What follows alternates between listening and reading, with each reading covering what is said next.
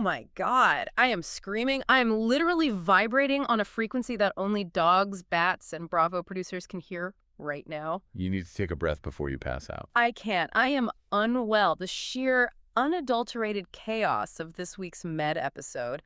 I am physically unwell. He was a lot to process, yeah? My Apple Watch actually just gave me a high heart rate notification, and I haven't even moved from this chair. Well, thank God for the heavy pour of vodka today. Honestly, yes. Today, we are unpacking all of it. We are looking at the Bravo production timelines, the actual maritime hierarchy of a super yacht, and like the geopolitical realities of North Africa. Just to figure out where reality ends and the producer manipulation begins. Exactly. Babes, welcome back.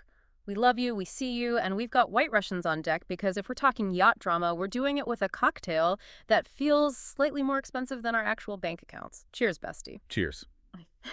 Because we're going to need a strong sedative to unpack whatever the hell is going on in the Mediterranean right now. Truly. I am still recovering.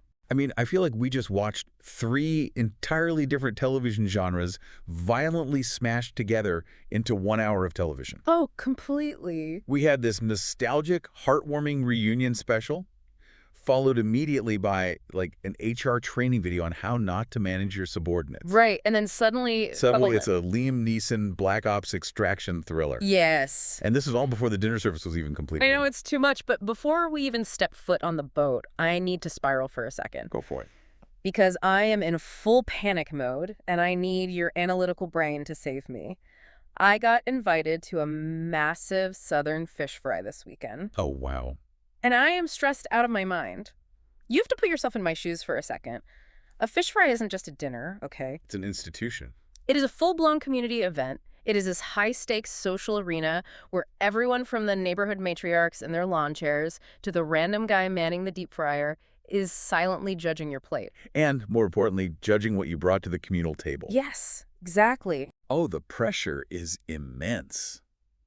It's an absolute sociological study. Right. Because the side dish you decide to bring, it completely defines your social standing in that community hierarchy. It totally does. It's not just food, it's a reflection of your character and your respect for the cultural norms. Yeah. Like if you show up with a store-bought potato salad. Oh my God, the neon yellow kind. Exactly. Where the potatoes are weirdly crunchy and it's swimming in cheap mayonnaise. If you bring that, you are dead to them. You are socially exiled. You might as well just pack up your car and move to another state in the middle of the night. You have signaled that you do not care about the collective experience. See, this is why I'm losing sleep. Like, do I attempt the mac and cheese? No, absolutely not. But wait, why? You cannot bring the mac and cheese. That is sacred ground. I mean, if I mess it up. That territory is already claimed by whoever the host family's grandmother is. If you bring mac and cheese, you are declaring war. Oh, wow. Okay. It's an aggressive power play. It's like trying to usurp the captain of a ship. You need to stay in your lane. Oh, okay, so what is my lane? Bring a coleslaw. Or better yet, hush puppies. Hush puppies. Let's analyze the hush puppy. It is brilliant because it's expected, it's a staple, and if it's slightly mediocre, people just drown it in tartar sauce and forgive your culinary shortcomings. Wait, that is so true. It is the ultimate diplomatic side dish. Exactly. Okay, I am writing that down. Hush puppies. But let's be real. Am I even there for the fish? Probably not. Like, yes, fried catfish is a spiritual experience when it's blisteringly hot straight out of the grease, but I am secretly just scoping out the dessert table. Of course you are. I am looking for the banana pudding. If there is no banana pudding with the vanilla wafers getting perfectly slightly soggy in the pudding, I'm calling an Uber and going home. It's the truth. Yeah. And honestly, there's a very specific phenomenon at play here with a fish fry. What do you mean?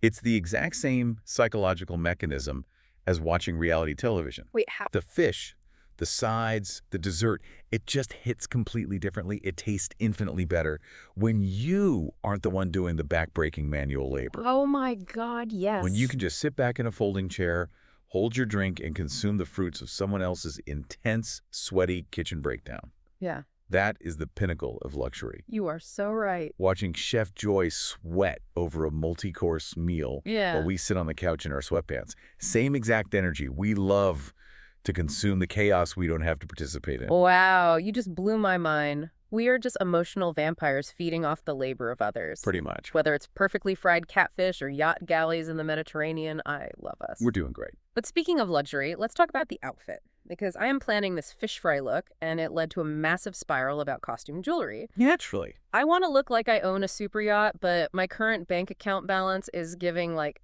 third stew on probation. Oh, the art of the fake. It is a delicate, thrilling dance. It is. There is a distinct psychological thrill, a real dopamine hit, in finding pieces that look ridiculously, obnoxiously expensive but cost a fraction of the price. Yes. It's like pulling off an aesthetic heist. You walk into a room wearing a cubic zirconia the size of a quail egg, and you just dare people to question its authenticity with your sheer confidence. The audacity of a massive fake stone. I am obsessed. It's all about the confidence. I have these cheap, gigantic gold hoop earrings that I wear way too often. Like, I wear them to the grocery store, I wear them to walk the dog, I get iced coffee in them. I've seen them. They cost me maybe $12, and I feel like an absolute mogul when I put them on. But, like, is anyone actually fooled? You want the analytical truth. Yes. Can people actually tell the difference between real 18-karat gold and whatever mystery metal is currently touching my earlobes? Look, from 10 feet away in flattering, dim lighting, no. Okay, good. But let me roast you for a second. Yeah. Because we both know the ultimate heartbreak of the costume jewelry lifestyle. Oh, no. What? It's the betrayal of the fake ring. Oh, God. The ring. You find a beautiful, vintage-looking cocktail ring. You wear it out, you're gesturing wildly with your hands all night. You feel like royalty holding your cocktail. Right. And then you get home, you take it off, and there it is, the dreaded green circle of shame on your finger. No. Not the green circle. Yes. Your skin has literally oxidized the cheap copper alloy. It's devastating. The acidity in your skin reacts with the cheap metal, creating copper salts, which are green. It's basic chemistry, but it feels like a profound personal humiliation. The green finger. It's like the jewelry is literally tattling on your bank account to your own body. That's exactly what it's doing. It's so rude. It's a betrayal. But honestly, I don't even care anymore. I refuse to be shamed by science. Fair enough. I will paint the inside of those rings with clear nail polish to create a barrier until the end of time. Babes, if it sparkles, we're interested. Period. It's a lifestyle choice, and I respect the commitment to the illusion. Thank. But speaking of things taking a massive amount of effort just to look expensive, I think we need to give the Snark Squad an analytical update on our own audio booth renovation. Oh my gosh, the studio glow up. Because let me tell you, the grand, pristine, aesthetic Pinterest vision we had in our heads is currently clashing very violently with the messy, delayed reality. It is a nightmare. It's a reality of global supply chain issues and our own profound inability to use a tape measure correctly. I am having a full-blown emotional breakdown over the studio glow-up. I am venting right now. Let it out. It's the tiny, obsessive details that are driving me to the brink of insanity. Do you know how many shades of acoustic panels there are? Far too many. We thought we ordered this sleek, sexy midnight charcoal color, and what arrived in the mail was clearly like depressed navy. It's very blue. It throws off the entire lighting scheme we planned Yeah. and the shipping delays. We're waiting on a neon sign that is apparently traveling to us via a single wooden rowboat crossing the Atlantic Ocean. Basically, yeah. It is taking way, way longer than expected. Well, it's the harsh reality of renovation. You expect a fun little HGTV montage with upbeat pop music where everything miraculously comes together in a single weekend. Right. And instead, you get drywall dust in your lungs, bleeding cuticles, and a profound sense of financial regret. So much regret. But if we look at the bigger picture and focus on the mechanics of the room, the acoustics are actually getting there. You think so? Yeah. I mean, when we finally sit in those ridiculously plush velvet chairs with the correct charcoal panels absorbing the sound reflections. Assuming they ever arrive. Right, and the microphone's perfectly calibrated to our voices, it's going to be a sonic masterpiece. We just have to survive the literal construction zone first. I can literally picture it. Sitting in that finished studio for the first time, clinking our glasses, sounding crisp and professional and expensive. I can't wait. It will happen. It's gonna be glorious. But, babes, enough about white Russians, fish fry invitations, sparkly jewelry, and our studio glow-up. Let's get on the yacht, where someone's about to miss docking instructions, flirt with the wrong coworker, and create another HR violation before dinner. Prepare the mooring lines, because this episode was a rough docking from start to finish. Okay, we have to start with the most heartwarming, pure and yet completely hilariously messy moment of the entire season. Aesha's bachelorette. Aesha's surprise bachelorette party. When Captain Sandy reached out to Gail to help plan this for Aesha, honestly, my heart grew 3 sizes. It was a rare moment of genuine affection. But when they walked into that restaurant in Croatia and I saw original Chief Stew, Ferrier, and Anastasia Surmava standing there, The shock value was high. I reacted so emotionally. I literally gasped out loud. I dropped my phone and I slapped my own leg. I heard the gasps through the wall. Hannah, the undisputed queen of the Mediterranean. I couldn't believe my eyes. It is objectively a massive full-circle moment for Bravo history. Let's analyze the context and the passage of time here because it's significant. Yes, Lex. Since we last saw Hannah, her life has completely transformed. She is now married. She owns a house in the very niche, very wealthy lower north shore of Sydney, and she has her daughter, Ava. She looks so good. And Anastasia.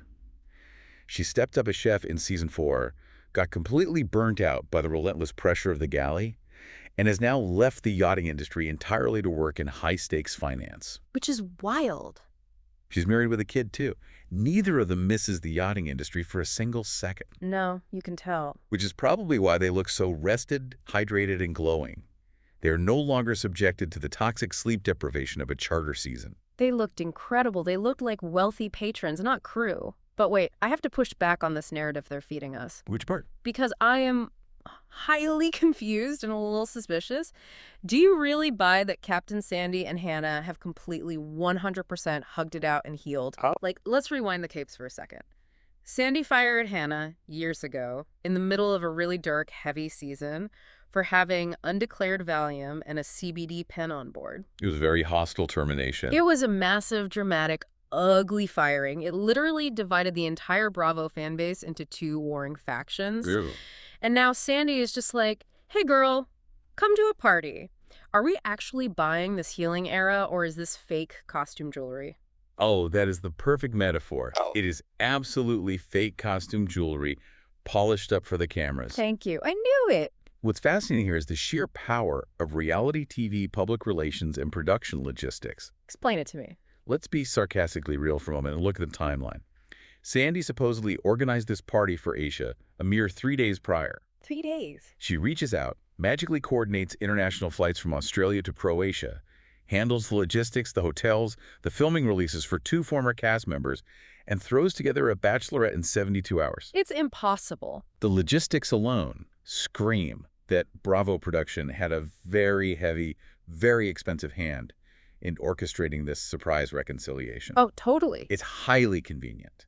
But whether it's a genuine, profound friendship or just a mutually beneficial truce orchestrated by producers to boost ratings, it worked.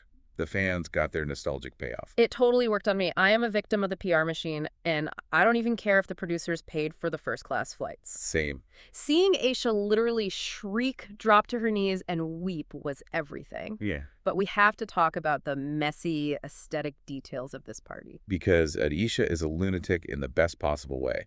In the most chaotic way. She forced everyone, the entire crew, men and women, to wear all white to her bachelorette party. It was a bold choice. Put yourself in the crew shoes, you get a night off, and you have to wear a white linen shirt to a club. What kind of bizarre bridal move is that? It's very cult chic. Usually the bride wears white and everyone else wears black or hot pink, so the bride stands out as the center of attention. Well, it's a complete subversion of traditional bridal norms.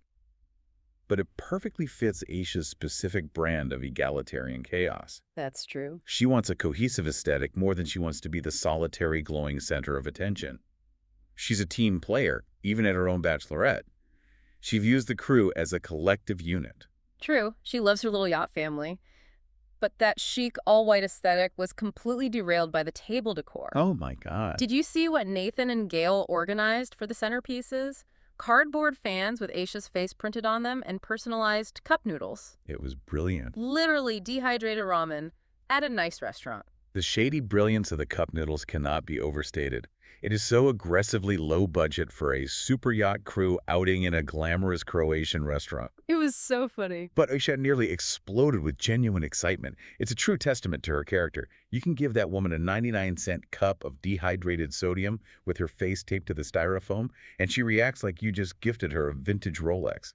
Her joy is incredibly infectious. She was thrilled. She probably ate it later that night in her bunk. Undoubtedly. And it was so funny watching Max, our chaotic French deckhand, interact with Hannah. Max had mentioned earlier in the season that he loves a booby queen and had this huge, sweaty crush on Hannah from watching the show before he got hired. He is completely starstruck. But when he actually met her in person, he froze. He was like a little boy meeting the principal. Yeah, his bravado vanished entirely. And Hannah spoke to him with this loving, admonishing tone, like a tired teacher dealing with a rowdy but beloved pupil. "Oh, you're the Frenchie?" It was hilarious. She completely neutralized his chaotic, hypermasculine energy with strong, unbothered maternal vibes. He really did. It was a masterclass in handling overeager deckhands. She just patted him on the head metaphorically and moved on. She's an icon. But that peaceful maternal energy did not last, because the night ended in absolute, unrestrained, HR-violating chaos. I am talking, of course, about Joe. Oh my God, Joe. I wanted to crawl out of my skin.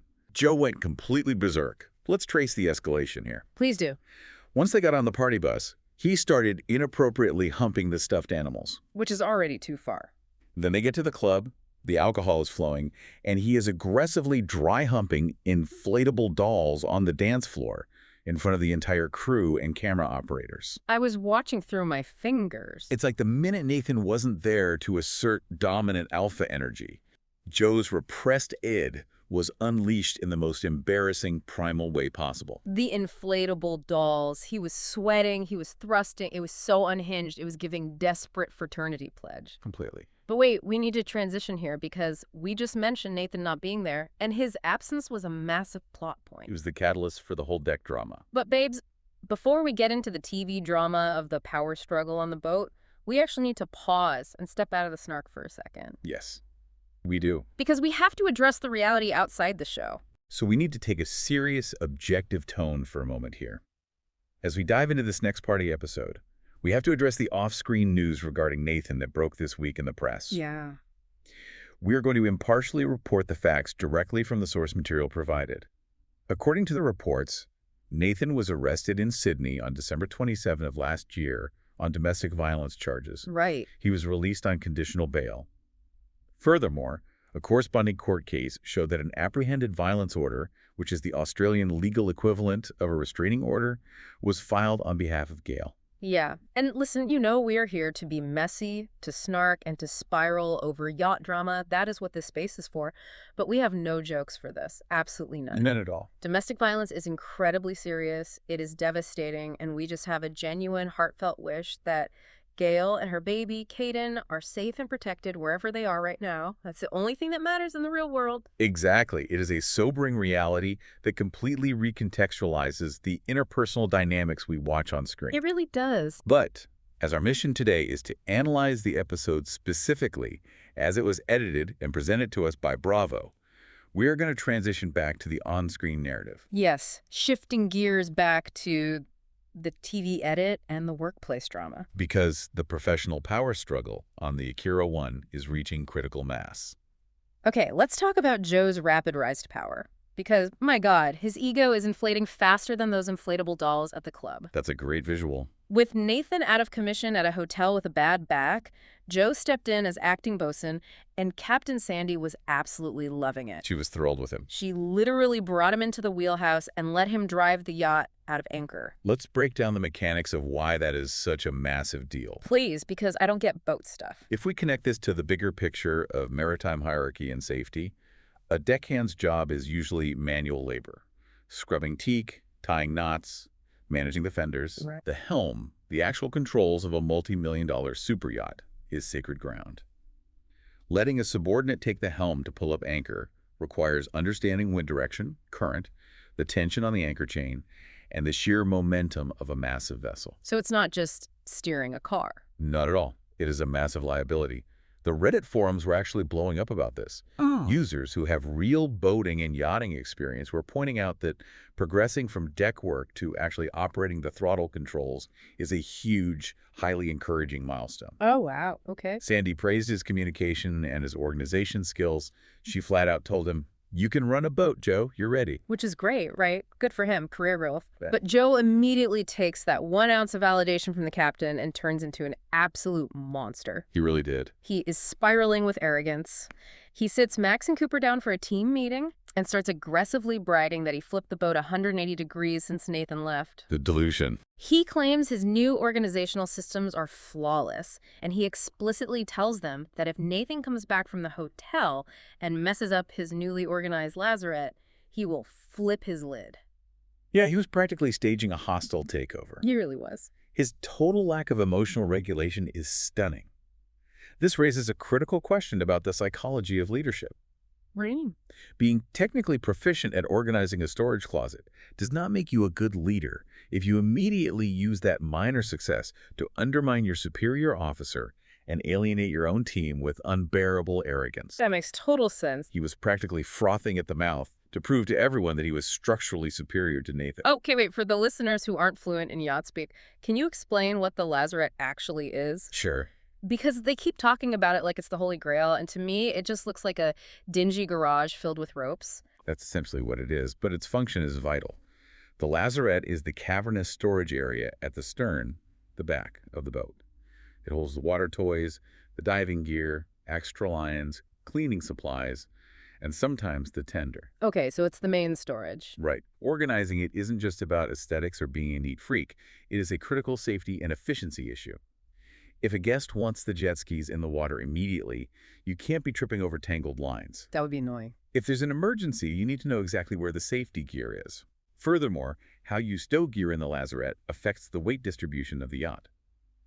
So Joe organizing it properly is actually a big deal operationally. Okay, that makes sense. It's not just a closet. It's the tactical nerve center of the deck team. And Nathan knows how important it is. Which brings us to Nathan's incredibly toxic, shady management tactics from off the boat. Oh my God, yes. Nathan is sitting in a comfortable hotel bed with a bad back, icing his spine, but he is obsessively texting Max. Just relentlessly. He texts Max, "See you tonight, lad. Lots to talk about." He is literally attempting to bribe Max with the lead deckhand position just to undermine Joe's temporary authority. It is a masterclass in cultivating a toxic workplace environment. Let's look at this through a corporate analogy. Pimbe. This is exactly like a corporate CEO bypassing the middle manager to directly text an intern, offering them a promotion if they spy on the manager. Yes. It completely breaks the structural chain of command. It breeds paranoia. Let's break down this sheer, unadulterated delusion here. Nathan is explicitly pitting his subordinates against each other. For no reason. In his confessional, Nathan says he wants to appoint Max as lead deckhand, purely because he doesn't trust Joe. Remember, this is the same Max that Nathan previously called a little prick and a chaos agent. Wait, I have to challenge this logic because I am losing my mind. How delusional is Nathan to think he can demote Joe after Sandy has been googly-eyed over Joe's skills all week? Extremely delusional. And not only demote Joe, but promote Max, who hasn't even been on board for a full week. Max just got here. He's literally still learning how to say the word cleat in English. It's absurd. You can't make the new guy the boss just out of spite. Well, it is entirely irrational. It is the definition of management by spite.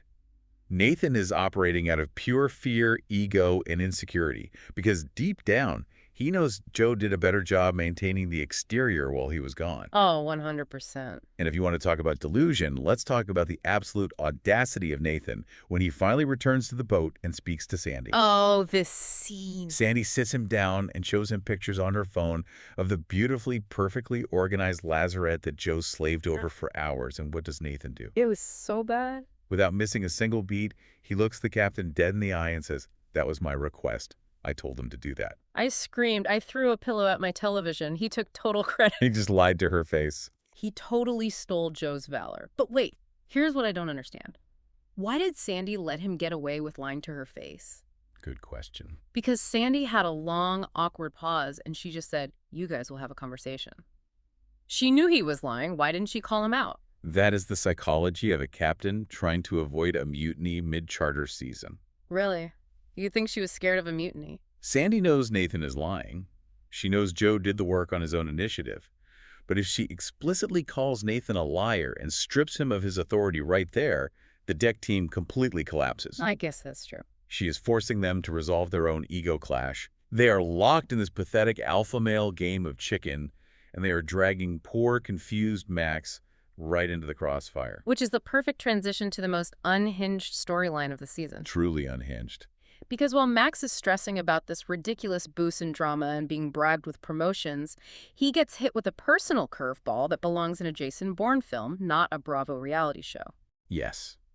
The tone shift here was staggering. Hmm. We went from petty workplace squabbles to international espionage in the span of one commercial break. Oh my God, the phone call. I am still recovering from this. This is the craziest reality TV plot twist I have ever witnessed in my life. It was wild. Imagine you are Max. You are scrubbing a deck in Croatia. Suddenly you start getting these frantic, cryptic texts. Max, I need you. Max, please. Terrifying. And it is from his estranged father. A father who, mind you, abandoned Max 12 years ago when Max was only 17 years old. The emotional backstory here is incredibly heavy. Max has been very open and vulnerable about his family trauma earlier in the season. Yeah, he cried about it. He talked about how seeing Nathan's close relationship with his family made him deeply emotional because his own parents left him to fend for himself. So the psychological vulnerability, the desperate desire for parental connection, is already primed. Exactly. And then the details of this phone call drop. Let me lay out the wild objective facts of this situation as Max explains them. Lay it out because I was so confused. Max's father is apparently living in Tunisia and has become embroiled in a massive money laundering scheme. He was mixed up with a dangerous criminal organization. The bank caught on to the fraud. They completely froze all his accounts so he can't access the money he owes these criminals. Wait, it gets crazier. And now he is physically trapped in the country and legitimately fears for his life. I literally had to pause the TV, stand up, and walk around my living room. Like, what are we watching? We went from arguing about who folded the beach towels wrong to international money laundering syndicates in North Africa. It was a sharp left turn.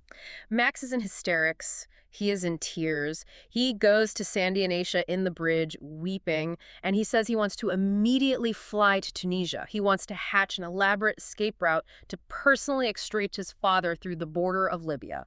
Let's just pause on the word Libya for a second, because we need to explain the geopolitical reality of what Max is suggesting. It's bad, right? I never thought I would say this because usually I find her management style grating, but Sandy actually gave phenomenal life-saving advice here. She looked at him completely horrified by what he was suggesting and was like, do not go to Libya. You call the French embassy immediately. It was a rare, undeniable moment of grounded maternal leadership from Sandy.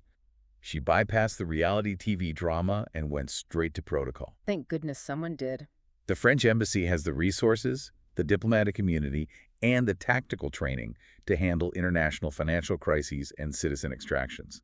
You do not send a yachtie with a hero complex. Absolutely not. But if we look at the Reddit perspective on this situation, the Snark squad in the forums, people like user Foxdog Turtlecat and Dwarmed, they were all theorizing the exact same thing. Which is what? Is this entire situation a massive scam?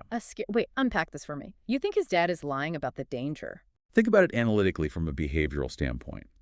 An estranged, deadbeat father who hasn't spoken to his son in 12 long years suddenly reaches out of nowhere because his bank accounts are frozen, and he desperately needs a large sum of liquid cash to pay off criminals. Oh my God. It has all the structural hallmarks of a classic financial extortion scam. The father is weaponizing a child's desperate, innate need for parental validation and love to extract money. That is sickening. The overarching Reddit consensus is heavy on the theory that the dad isn't in physical danger from a cartel. He's just trying to extort cash from Max's Bravo paycheck and charter tips. Oh, that is so unbelievably dark. That is so manipulative and depressing. But also, like, kind of believable. Highly believable. If you abandon your kid at 17, you clearly lack a moral compass.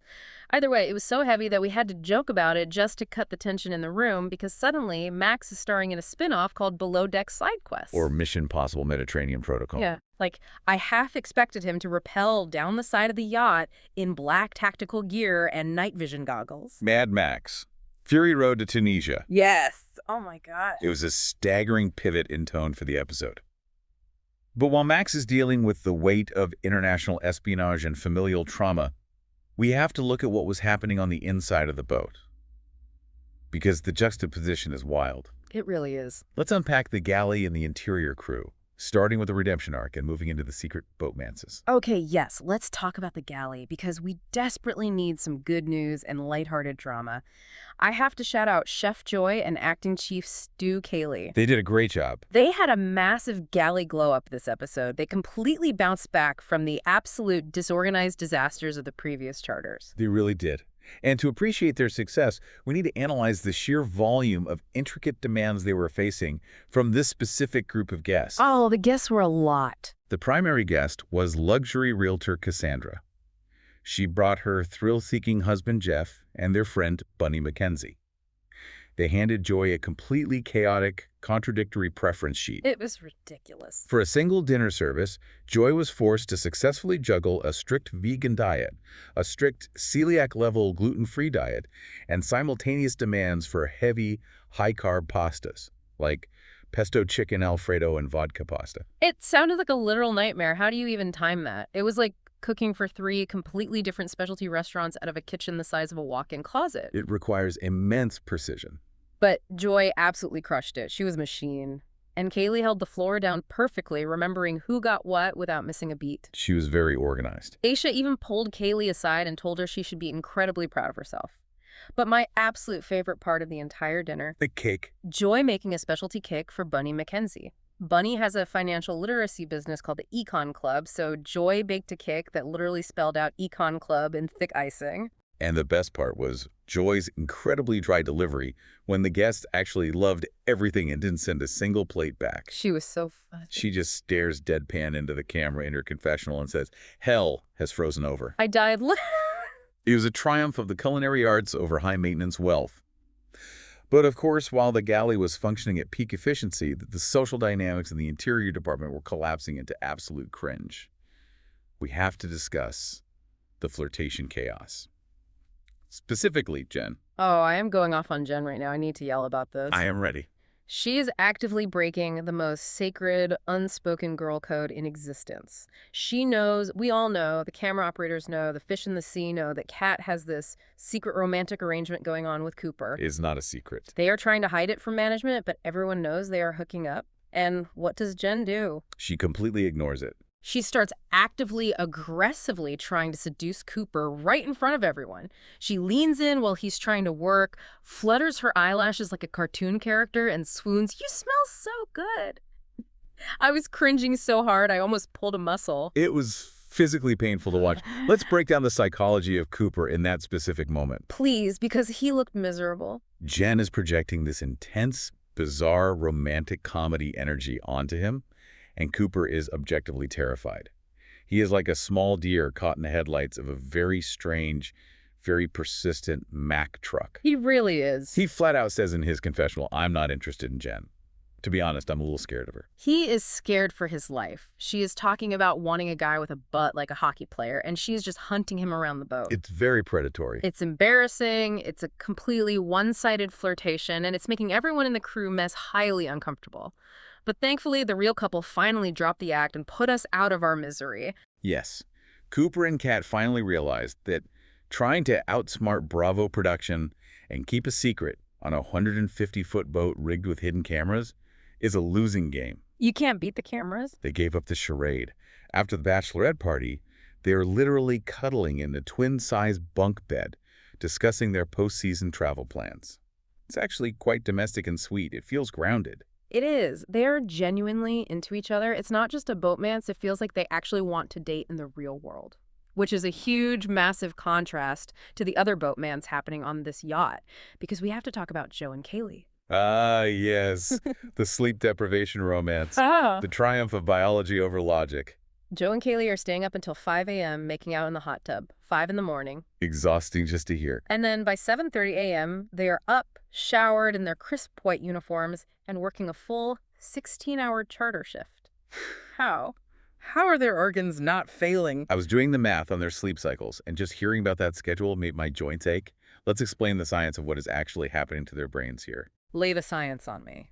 When you are running on 2 hours of sleep, your prefrontal cortex, the part of your brain responsible for logical decision-making, impulse control, and long-term planning, essentially shuts down. Okay, that makes sense. Simultaneously, your amygdala, which processes basic emotions and desires, goes into overdrive, There is no logical, sober explanation for why Kaylee, who is otherwise a very reasonable, highly competent stewardess, feels compelled to keep entertaining this messy situationship with Joe. It's a mess. It is purely the result of proximity and sheer, undeniable exhaustion-fueled biology, lowering her inhibitions. But wait, let me push back on the it's just exhaustion theory. Is it just the sleep deprivation? What else is it? Because earlier in the season, before they were this tired, Kaylee specifically said in a confessional that she always goes for guys with Joe's exact personality type.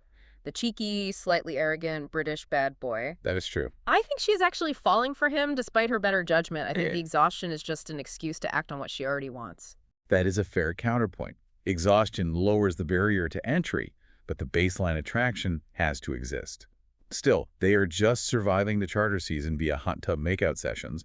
It's reckless, and someone is going to drop a tray of expensive champagne glasses because they are hallucinating from lack of REM sleep. Inevitably. It's a disaster waiting to happen. Yeah. Which transitions us perfectly into our favorite part of the show, the rapid-fire segments. Let's do it. Let's start with segment 1, Yachtie of the Week. We need to debate the superlatives for this episode based on everything we just unpacked. Oh. Who is your crew MVP? I have to give crew MVP to Aesha, purely for her emotional labor. Same. She managed the interior flawlessly, yes, but her real MVP moment was talking Max down from flying to an active war zone. That requires a level of crisis management they do not teach in yachting school. Who is yours? Oh, I totally agree. Aesha is MVP, hands down. She carried the entire interior on her back. She managed to have a genuinely great attitude about a cup noodle bachelorette party, and she is just a ray of sunshine in a dark sea of toxic deckhands. She deserved that party. Okay, funniest moment. For me, the funniest moment was Max's linguistic struggles. When he was trying to understand the intricate English words related to the deck drama, and he started complaining that his cortex prefrontal was being destroyed by Nathan's constant bribery texts. That was incredible. It is top-tier comedy to watch a Frenchman try to translate Bravo drama in real time. He is so confused all the time. I love him. But wait, what about Joe humping the plushies on the party bus? That was high physical comedy. The plushie humping wasn't funny. It was deeply unsettling and frankly a cry for psychiatric help. Max's linguistic struggles remain the superior comedic moment. Moving on. Biggest surprise of the episode. Hannah Ferrier walking into the restaurant. Period. I gasped. I slapped my leg. I spilled my drink. It was reality TV heritage coming back to life. Agreed.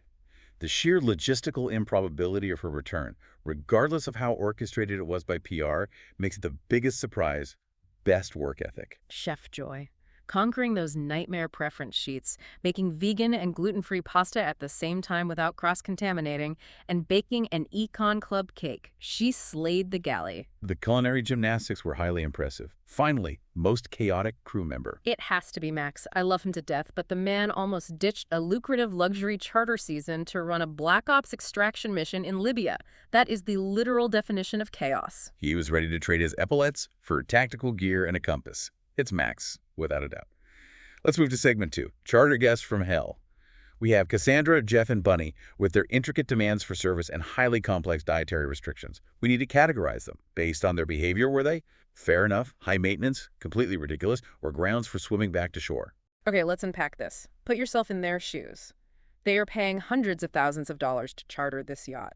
If I'm paying that much money, I want what I want when I want it. Sure. But asking for a gourmet vegan meal, a strict gluten-free meal, and high-carb pasta all at the exact same dinner service is a lot to put on one solo chef. I don't think they were completely ridiculous because they were always polite when speaking to the crew, but they were definitely high maintenance. I would concur with high maintenance. What tips the scale away from completely ridiculous is their reaction. When Joy actually delivered the food, they were highly appreciative. They were very sweet about it. They didn't complain just for the sake of asserting dominance, which a lot of wealthy guests do. They ate the food, they genuinely loved the cake, and they ended up tipping $21,000. Joy handled the pressure so well that she neutralized the situation before the guests ever had the opportunity to mutate into true monsters. Exactly. A fed guest is a happy guest. If Joy had messed up the gluten-free pasta, they would have been monsters. Okay, segment 3, Boatman's Watch. We have two very different romantic vibes happening right now that we need to evaluate. First, we have Jen's embarrassing, completely one-sided flirtation with Cooper. It is a fascinating study in a complete lack of self-awareness. Jen is operating in a constructed reality where she is the quirky, irresistible main character in a romantic comedy, and Cooper is completely unaware that he has been cast as the love interest. He doesn't know his lines. He is actively trying to escape the set. Yeah. He is giving her zero positive reinforcement, and she is entirely blind to his discomfort. He is terrified of her. And then on the flip side, we have Kat and Cooper. I feel like they are genuinely interested in each other. They are making actual postseason travel plans. They are cuddling without a camera in their face. It feels real. Are they the real deal? It appears to be. Contrast that genuine affection with Joe and Kaylee. Joe and Kaylee are engaging in purely transactional stress relief behavior. As we discussed with the sleep deprivation, 5 a.m. hot tub sessions are not about building a solid emotional foundation for a lasting relationship. They are about surviving the immediate physiological stress of a charter season.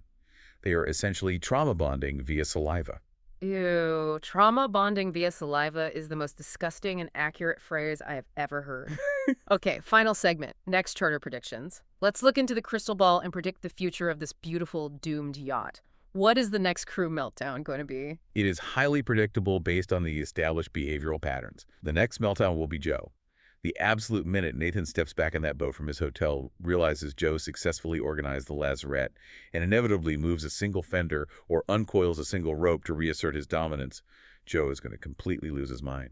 The ego collision between those two will be catastrophic and loud. Oh, he said he's going to flip his lid, and he absolutely meant it. He is a ticking time bomb. Next prediction. Next hookup.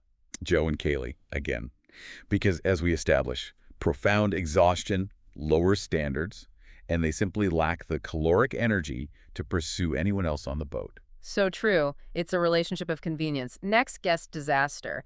We saw in the preview at the end of the episode that there is a massive rainstorm rolling in. Yes. The weather is going to be the ultimate antagonist. Cassandra, Jeff, and their thrill-seeking friends are going to be physically trapped at the dock by inclement weather. Let me tell you a universal truth. Incredibly wealthy people do not handle physical confinement well. Oh, they hate her. They're used to controlling their environment. The cabin fever will inevitably lead to unreasonable, erratic demands for indoor entertainment, and the interior crew will bear the brunt of it. I can already hear them complaining that the yacht's wifey isn't fast enough for them to day trade. Okay, who is closest to quitting the boat entirely? It has to be Max. The psychological toll of the situation with his father in Tunisia, combined with being caught in the toxic crossfire of the management war between Nathan and Joe, is going to break his spirit. He is emotionally fragile right now. He is one bad day away from packing his duffel bag. I am so worried for him. I want to give him a hug and a croissant. All right, last one. Give me one completely ridiculous prediction that somehow feels entirely possible on this specific show. I predict that the storm will break in the middle of the night. Max will literally steal one of the guest jet skis from the newly organized lazarette and attempt to navigate it into international waters off the coast of Africa to intercept his father. Meanwhile, back on the boat, completely oblivious to the international crisis, Jen will construct a makeshift Ken doll out of leftover tropical fruit from the galley and try to formally marry it in the crew mess. I am screaming. The fruit Ken doll. Honestly, with this crew's track record for unhinged behavior, I wouldn't even be surprised if that exact scenario made the final edit. It's entirely plausible. I would watch the hell out of that. We have certainly seen stranger things happen on Bravo. We really, really have. Which brings us to the outro. Babes, we have unpacked a massive amount of trauma, a staggering amount of delusion, and a frankly overwhelming amount of high-carb pasta tonight. To leave you with a final, provocative thought to mull over as we sign off, consider the highly orchestrated return of Hannah Ferrier. Ooh, okay. If someone who was unceremoniously dramatically fired on international television for having contraband can successfully negotiate a triumphant Sandy Beach redemption arc on Bravo, who is next? Which reality TV villain or notoriously fired cast member is currently sitting at home, secretly plotting their epic return to our screens with the help of a PR firm? Because in this reality television universe, no one is ever truly canceled if the ratings justify the resurrection. Oh my God, I have a list of names in my head right now, and I'm terrified of who might show up on my screen next season. Snark Squad, we want to hear from you. Get in the comments, hit us up on socials, tell us your thoughts. We have 3 vital questions for you this week based on everything we talked about. First, have you ever been to a fish fry, and what is your absolute power move side dish? Second, What is your favorite, most ridiculous piece of costume jewelry that turns your skin green but you confidently wear anyway? And third, would you rather endure the absolute torture of renovating a podcast studio or work one full, sleep-deprived charter season on Below Deck with Joe and Nathan? Choose wisely. Mhm. The sleep deprivation is profoundly real in both scenarios. It really is. We love you guys. Stay sparkly, stay seaworthy, and we'll see you on the Snark side.